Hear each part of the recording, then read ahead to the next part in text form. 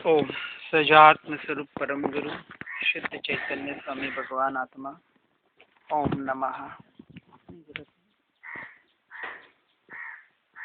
ध्यान पर चर्चा चल रही थी हमारी। ध्यान के मार्ग में सबसे पहले अपने कर्तव्य को पहचानना है, इस पर हमने देखा। लेकिन कर्तव्य की जगह भी वापस कहीं न कहीं कर्तृत्व बुद्धि ही हमारी वहाँ स्थिर होती है। इसलिए वास्तविक ध्यान जो अवस्था बताई है और श्रीमद जी ने भी बताया है, औषध विचार ध्यान।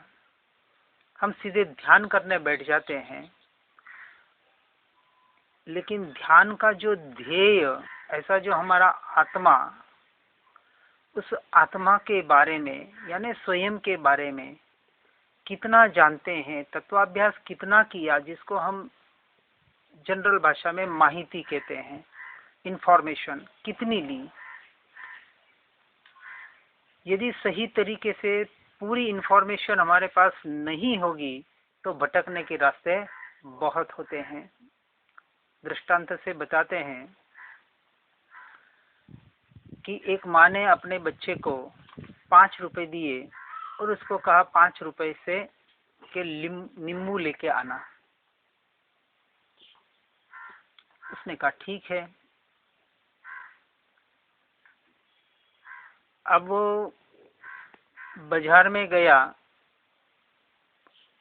उसको बताया नहीं और उसको कहा नींबू ऐसा होता है, गोल होता है, पीला होता है, थोड़ा खरदरा होता है, खट्टा होता है। उसको जानकारी दे दी। अब वो 5 रुपए से फिर जब बाजार से घर पे आता है,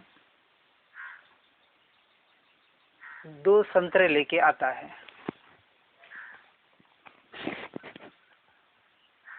अब क्या उसने सही काम किया या गलत काम किया?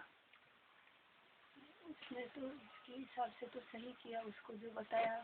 अब उसको बताया गया कि गोल होता है, थोड़ा पीला हरा होता है, खट्टा होता है। अब वो जाके उसने दुकान वाले को बता दिया। अब उसने बोला ऐसे, ये देखिए गोल है, खट्टा है, पीला है। तो उसने कहा यही चाहिए। कहने का मतलब एक दृष्टांत के हिसाब से सिर्फ कहते हैं कि जब तक उसकी पूरी जानकारी नहीं होगी और जानकारी के बाद भी उसका वास्तविक प्रत्यक्ष अनुभव नहीं होगा, हाँ, यानी उस वस्तु को जब तक देखा नहीं जाएगा। अब उस बच्चे ने संतरा भी देखा नहीं था और नींबू भी देखा नहीं था, सिर्फ उसकी व्याख्या सुनी थी। यदि किसी एक चीज को भी देखा होता तो वो गलत चीज नहीं करता। ध्यान के बारे में भी यही होता है। आत्मानुभूति पूर्वक ध्यान करने बैठने वाले निरंतर और हमेशा भटकते ही रहेंगे, सच्चे तत्व तक नहीं पहुंच पाएंगे। और आत्मानुभूति बिना तत्व विचार के, चिंतन के होती नहीं है।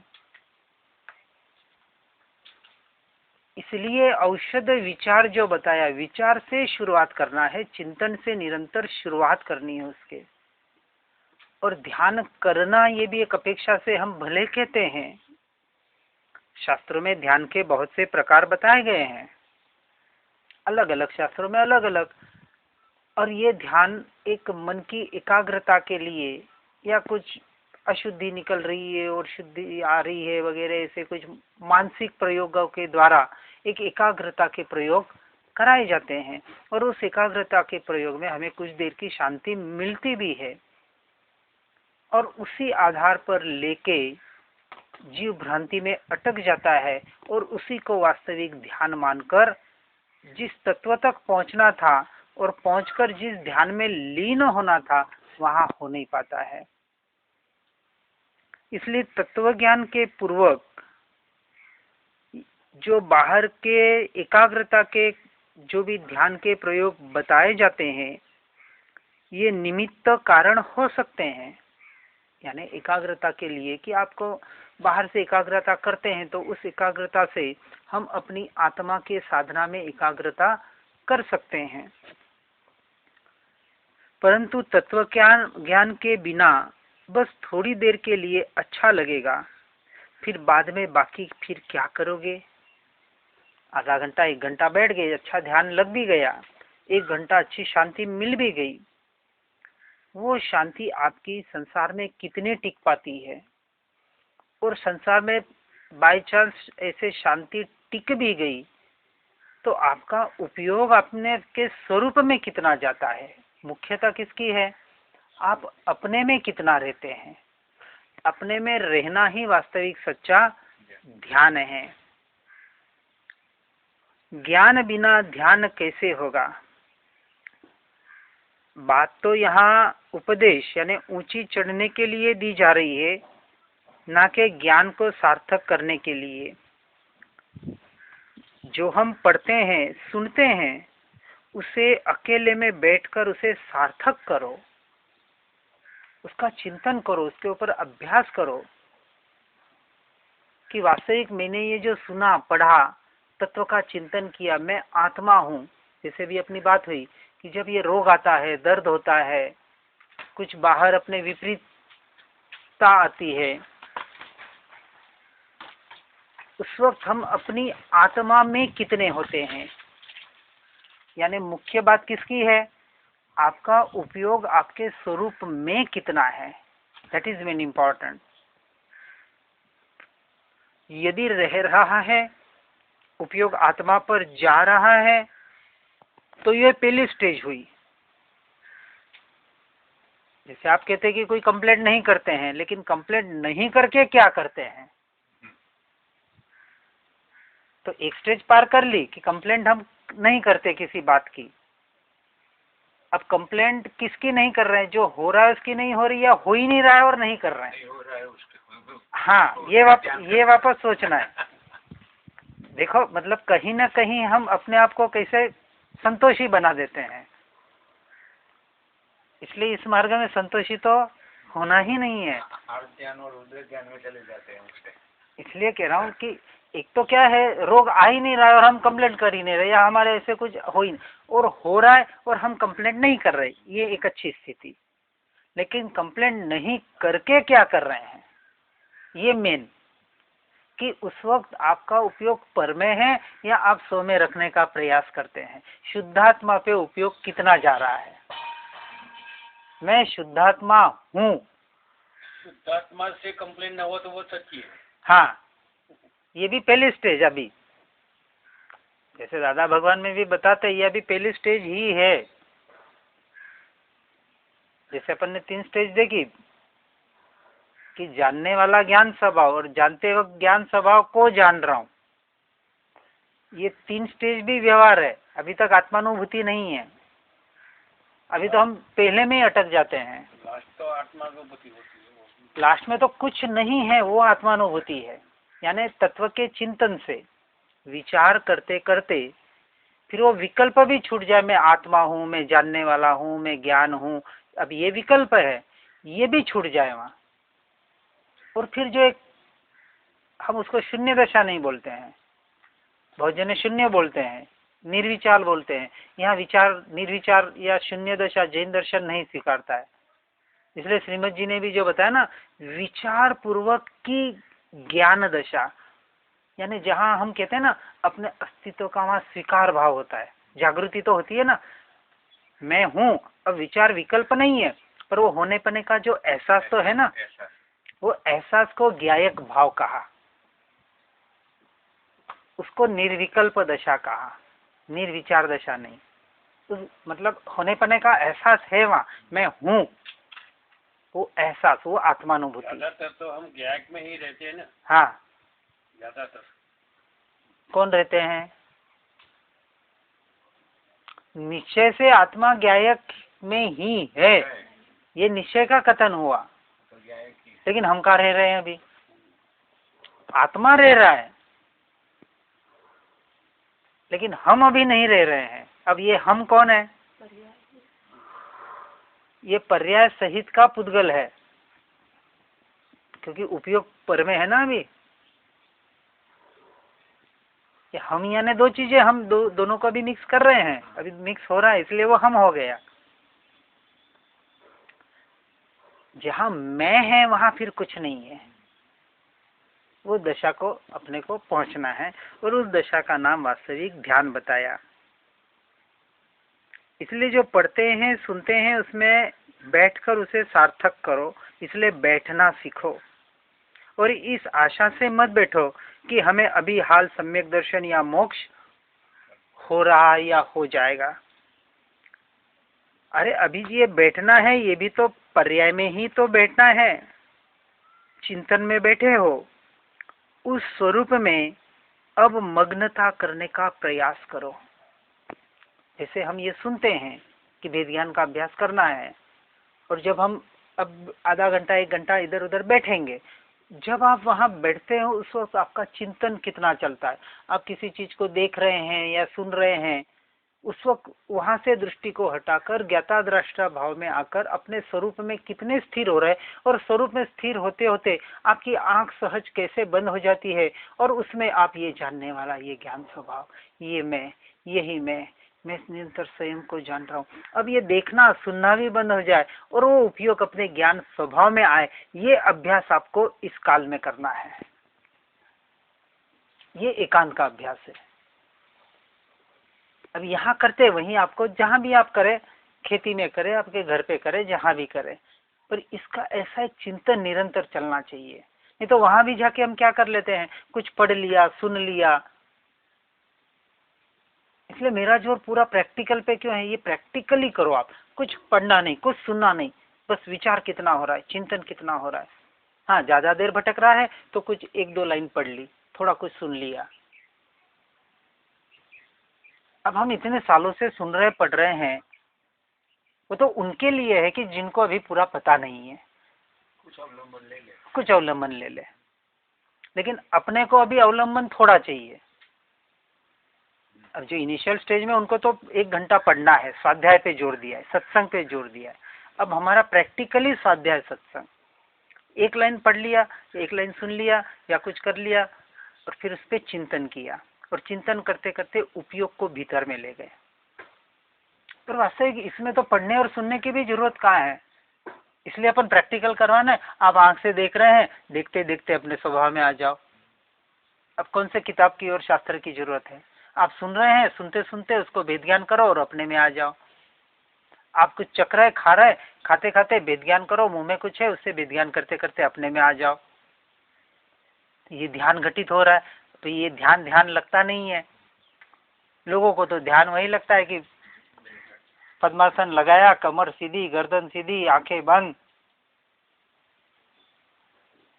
ठीक है, वो एक अपेक्षा से बताया है एकाग्रता के लिए।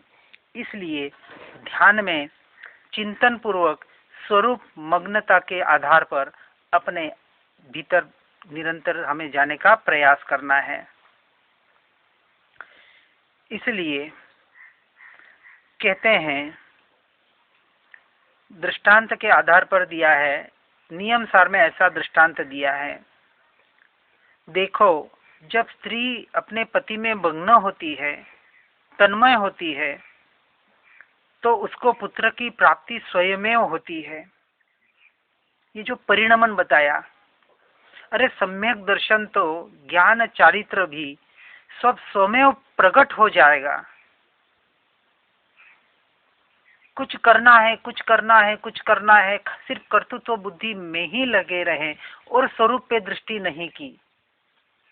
क्योंकि अपेक्षा से हम कहते हैं ना कि जो प्राप्त है उसकी प्राप्ति करनी है, करना क्या है, तो लीनता कैसे आनी चाहिए। जैसी एक स्त्री की अपने पुरुष में होती है, जैसे उसके घाघर पहले घड़े उठा के ले जाते हैं ना, वो भी एक दृष्टांत देते हैं। हाँ, बातें कर रही है, सिर पे 3 घड़े हैं। पहले की माताएं बहनें ये काम करती थी, लेकिन फिर भी बातें करते करते, हंसते खेलते जाते हुए भी उपयोग कहाँ रहता था, उन घड़ों में। बराबर घर तक वो घड़े पहुंच जाते थे। जैसे कहते हैं कि गाय चरने जाती है तो उसका उपयोग कहाँ रहता है, अपने बछड़े में रहता है। तो आप क्रिया कर रहे हैं, ऐसा एक अभ्यास बनाए कि क्रिया करते करते आपका उपयोग कहाँ रहे, अपने भीतर में। क्रिया जो भी हो, मन वचन काया के आधार भी जो भी क्रिया हो रही है, क्योंकि जो भी क्रिया हो रही है वो पुद्गल के परिणमन है और तत्समय की योग्यता से क्रिया हो रही है, उदय से हो रही है। उस वक्त प्रारब्ध आपका उदय वही है, आपके विकल्प भी वैसे आएंगे, वैसे क्रिया आपसे होगी, लेकिन हमारी परीक्षा वहां है कि ऐसे विकल्पों में, ऐसे क्रियाओं के काल में ही वास्तविक हम उपयोग को अपने में स्थिर कर पाते हैं या नहीं। भले ठीक है, कोई कम करता है, कोई ज्यादा कर पाता है, लेकिन निरंतर इस जागृति को रखने का हमें पुरुषार्थ करना है। अब ये पुरुषार्थ हुआ, अब ये प्रयास नहीं कहेंगे, क्योंकि प्रयास तो संसार में होगा। अब ये पुरुषार्थ, और ये पुरुषार्थ ही आपको सच्चा ध्यान घटित करेगा। अब उसके लिए आपको एक जगह कोई विशेष बैठने की जरूरत नहीं है। आप क्रिया आपकी हो रही है और क्रिया के काल में ही आपका उपयोग गया, ये मैं जानने वाला, मैं ये ज्ञान स्वभाव जानने में आया। भले एक क्षण के लिए आपने 10 मिनट की क्रिया में एक बार भी चिंतन किया, तो एक समय के लिए उस 10 मिनट में आपका सम्यक दर्शन एक बार तो प्रकट हो गया। सम्यक दर्शन किसको कहा? स्थिरता,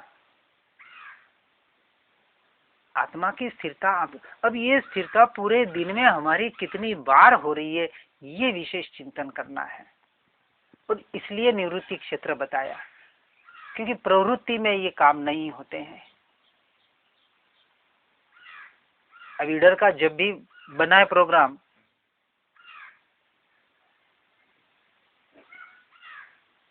मरने के बाद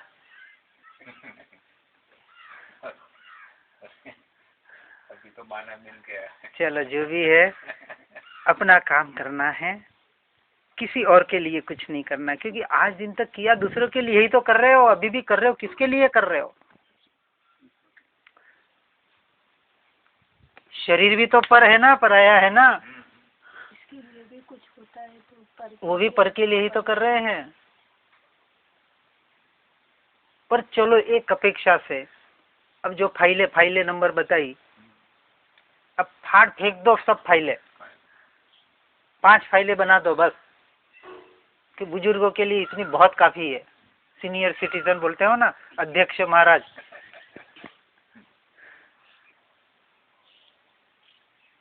कितनी फाइलें हैं? अभी तो कहीं तो फाड़ दी मैंने। हाँ, तो ये भी फाड़ अभी 5 के अंदर आए कि नहीं, 10 के अंदर आए कि नहीं? ज्यादातर नहीं है। तो अब फेंक दो फाइलों को, निकाल नहीं करना है, फाड़ के फेंक दी, निकाल हो गया, लेना नहीं, कुछ नहीं, तुम देखते रहना, तुम तुम्हारे करते रहना। क्या जीवन भर संसार का बोझा ढोते रहेंगे क्या? सब तो कर दिया है। हाँ, कर दिया। स्कूल का बोझा उतारा कि नहीं? वो भी रेट तो दे दी। जो भी है, जिसको देना है, संभालना है, आज नहीं तो कल किसी को तो सौंपनी पड़ेगी। अभी सौंप दो और फ्री हो जाओ।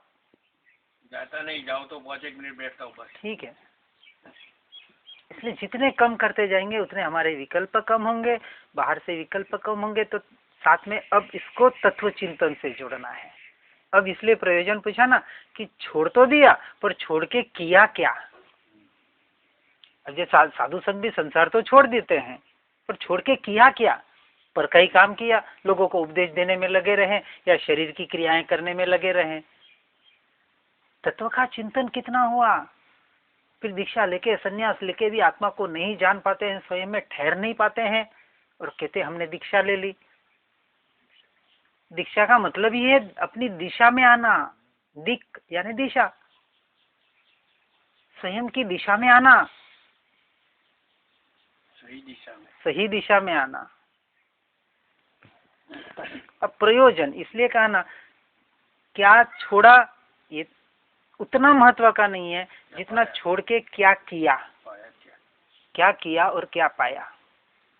क्या कर रहे हैं आप। और महावीर स्वामी कहते हैं 12 साल 12.5 साल वन जंगलों में घूमे, लोगों को तो क्रिया ही दिखती है, भूखे रहे, कष्ट सहन किए, वो किए। अरे भूखा रह के कष्ट सहन करके भी क्या किया, तो ध्यान किया। अब ध्यान किया तो किसका किया? उनके पहले 23 तीर्थंकर होके गए थे ना, पार्श्वनाथ भगवान का किया, महावीर के नेमिनाथ का किया, कि आदिनाथ भगवान का किया, कि बाहुबली का किया? किसका किया? अपने स्वरूप का किया। स्वरूप लक्ष्य के बगैर पूरा ध्यान की शुरुआत नहीं होती है। इसलिए लौकिक दृष्टांत के आधार पर बताया जाता है कि तुम ऐसे देखो, ऐसे करो, ये करो, वो करो, भेद ज्ञान करो, भेद ज्ञान पूर्वक। ये सारा एक व्यवहार के आधार पर बताया जाता है, इनिशियल स्टेज पे क्रिया के आधार पर। अब बहुत जने क्या होते हैं, उन क्रिया को ही धर्म मान लेते हैं, वापस उन क्रियाओं में ही अटक जाते हैं कहीं ना कहीं। तो उसकी परिणति होनी चाहिए अपने स्वरूप में, अपने विचार की भी जो परिणमन बताया, परिणति, उसका रिजल्ट आना चाहिए। और रिजल्ट नहीं आ रहा है, इसका मतलब हम अभी हमारा काम सही नहीं कर रहे हैं। और रिजल्ट खुद को पता पड़ेगा, उसके लिए कोई गुरु भी नहीं चाहिए और देव भी नहीं चाहिए और शास्त्र भी नहीं चाहिए। बस वो कंपैरिजन के लिए स्वयं से स्वयं के रिजल्ट को देखना है कि मेरा परिणमन, मेरा उपयोग अपने स्वरूप में मैं कितना स्थिर रख सकता हूँ। इसलिए अपने परिणति को, स्वरूप में विचार को देखो। और पंडित टोडरमल जी तो कहते हैं कि विचार भी छूट जाता है। कैसे? तो अभ्यास करो। विचार करते करते यदि तत्व चिंतन होगा और एक क्षण ऐसा आएगा कि वहां विचार भी नहीं रहेगा, विकल्प भी नहीं रहेगा, आपका होना बना रहेगा, अस्तित्व रहेगा, आपकी सत्ता रहेगी। बस वो सत्ता का स्वीकार, वो अस्तित्व की अनुभूति, वही आत्मानुभूति है। इसलिए आत्मानुभूति शब्दों में शब्दातीत, वचनातीत, विकल्पातीत सब कुछ बताया है। आपको स्वयं को एहसास करना है और होता है। अनंत ज्ञानियों ने किया है, आज भी कर रहे हैं, तो हम क्यों नहीं कर सकते? तो कैसे अभ्यास करो कि पहले जहां हो वहां से भेद विज्ञान का विचार करो, निरंतर तत्व विचार। द्रव्य कर्म, नो कर्म, भाव कर्म से भिन्न अपने स्वतंत्र अस्तित्व का स्वीकार करो। फिर कैसे विचार करो कि अब भिन्नता का नहीं, अपने से अभिन्नता का विचार करो। अब ये विचार की स्टेज बताई, इसे अपन बताना ना, भेद विज्ञान के माध्यम से पहले बाहर से छूटो। ये मेरा स्वरूप नहीं, ये मेरा स्वभाव नहीं, ये मैं नहीं, ये मेरा नहीं, इसको मैं जानने वाला। तो भेद विज्ञान के माध्यम से जानने वाले में आए। अब जानने वाले से द्रव्य कर्म, भाव कर्म, सारे कर्मों से भी न्यारा, कर्मों के परिणमन से न्यारा। फिर ये मोह, राग, द्वेष के विकल्प भाव जो उत्पन्न हो रहे, इनसे भी न्यारा। अब ये तत्व विचार चला। अब इनसे न्यारा न्यारा करते करते ये जानने वाला ज्ञान स्वभाव, यही मैं, वो मैं में आके स्थिर हो जाओ। ये अपने अभिन्नता का विचार हुआ। फिर भेद विकल्प तोड़ करके विचार भी टूट जाएगा और जो प्रत्यक्ष है, जो प्रकट है, वही आपके दृष्टि में आ जाएगा। तो पूरा चिंतन के द्वारा, विचार के द्वारा ये ध्यान की स्थिति आपकी घटित होगी। और इस औषधि को श्रीमद जी ने बताया, कर विचार औषध विचार ध्यान। सीधे ध्यान करने बैठने की बात नहीं बताइए, कहीं भी नहीं बताइए श्रीमद जी ने। एक दो जगह भले बताइए, एक जगह पार्श्वनाथ भगवान को हृदय में बिठा करके, वो भी इनिशियल स्टेज में बताइए, 17-18वें साल में, जब उनको सम्यक दर्शन नहीं हुआ था। लोग उसको ही लेके बैठ गए हैं, हमारे हम्पी में तो बैठे हैं ऐसे, हृदय में देखो। अब अपने श्रीमद जी को नहीं तो वो गुरुदेव को अपने हृदय में बिठाकर खुश हो जाते हैं। अच्छी बात है, लेकिन उसमें अटकना नहीं है। अब ये विचार विचार विचार विचार विचार ही आत्मानुभूति पर घटित होता है, और वो आत्मानुभूति में स्थिरता होना, इसका नाम ध्यान है। सीधे बैठ जाना, मैं आत्मा हूं मैं आत्मा हूं, ये ध्यान नहीं है।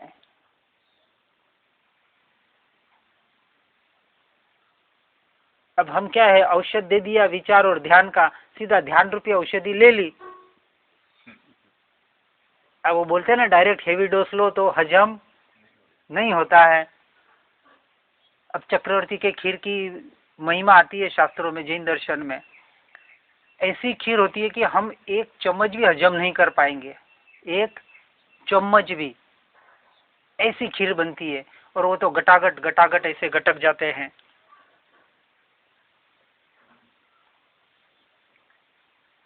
तो वो एक चम्मच पीने का हम प्रयास कर रहे हैं, जो हजम ही नहीं हो रहा है। सीधा का सीधा चलो, सीधा मोक्ष में चले जाना है। अक्रम मार्ग बताया, पर अक्रम मार्ग का भी एक क्रम है। हर जगह सीधा रास्ता है, राजमार्ग है, राजयोग बताया जाता है। जैसे भेद विज्ञान भी राजयोग है, अक्रम मार्ग ही है। भेद विज्ञान क्या है? टोटल इससे शॉर्ट मार्ग दूसरा कोई है ही नहीं। मैं ये नहीं हूं और ये मैं हूं, बस सीधे मैं में आ गए ना, इससे अक्रम मार्ग क्या होगा? सीधे में क्या सुस्तियान जैसा होता है, सीधे पकड़ने में शुष्क ज्ञान जैसा होता है। कुछ नहीं होता है, कुछ नहीं होता है। पकड़ो तो सही, पकड़ो तो सही सीधा। मैं आत्मा हूँ मैं आत्मा हूँ मैं आत्मा हूँ। करो ना, अब हम तो कहते करो। अब 40 साल से और क्या कर रहे हैं आप? अब तो करने जैसा यही है। दूसरों की बात छोड़े हम, लेकिन हमारे लिए अब करने जैसा यही है। अभी तो है। हाँ, अभी अपन अभी की बात अपनी करें ना, अपन क्यों संसार की बात करें? मुमुक्षुता तो प्राप्त करनी पड़े, उसका स्टेज में आए तब फिर कब आएंगे? कब आएंगे? आ गए हैं अब तो आना। हाँ, तो अब आएंगे बोल रहे आ गए हैं। हाँ बस, हम तो है ना, हम क्यों दूसरे की ही तो बात बता रहे हैं, दूसरे की बात हम क्यों सोचे? मुझे मेरा काम करना है, मैं क्यों दूसरे की बात पे विचार करूं? कौन जाए दुनिया जाए भाड़ में, मुझे क्या पड़ी। पक्के स्वार्थ का मार्ग है ये। स्वस्थ होना है कि नहीं, कि बीमार होना है? अरे कोरोना क्या बड़े से बड़ा महारोग भी आ जाए तो मेरा कुछ नहीं बिगाड़ सकता। मैं तो सदा स्वस्थ और स्व में हस्त ही हूं। इससे बड़ा स्वास्थ्य क्या होगा? कितनी स्वास्थ्य चाहिए? सब सुन रहे हैं, पढ़ रहे, फिर भी चलो अच्छा है, जैसा भी है निरंतर अपना काम करके अपने स्वरूप में, अपने स्वभाव में आने का निरंतर प्रयास करें। जिन आज्ञा विरुद्ध कुछ भी कहा हो तो मिच्छामि दुक्कडम। ओम नमः।